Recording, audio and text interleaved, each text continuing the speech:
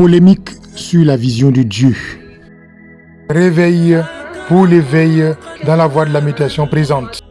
Alhamdulillah, la polémique sur la question de la vision d'Allah subhanahu wa ta'ala en réalité ne devait pas être dans notre communauté, puisque selon Allah subhanahu wa ta'ala lui-même, selon le prophète Mohammed sallallahu alayhi wa sallam, selon Cheikh Ahmad Tijani, selon Cheikh Ibrahim Agnès, et avec les enseignements de notre Cheikh Chérif Omar Abdelaziz, qu'Allah l'assiste, ce n'est pas une question à équivoque, puisque c'est clairement énoncé dans le Coran et dans la hadith du prophète Mohammed alayhi sallam.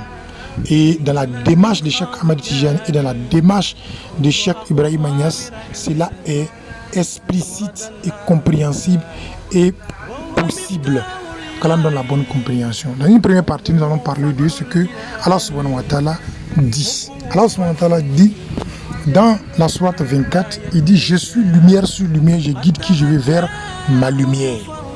Dans la sourate 33, il va dire: c'est en réalité Allah subhanahu wa ta'ala et ses anges qui prient sur vous afin de vous sortir des ténèbres pour vous envoyer à la lumière.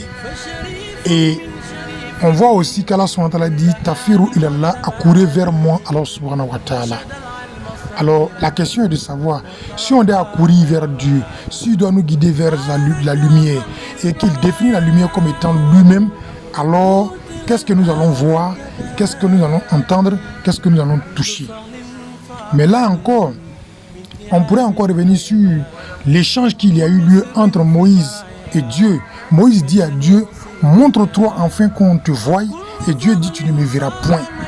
Mais dans la continuité de la phrase, Dieu dit: tu ne me verras que si la montagne supporte ma manifestation. Dès lors où il y a une conditionnalité pour la vision de Dieu, alors nos cheikhs nous disent que la vision de Dieu est possible. Et donc, il n'y a pas de polémique à avoir sur cette question, puisque Allah subhanahu wa ta'ala lui-même répond à la question. Qu'Allah donne la bonne compréhension.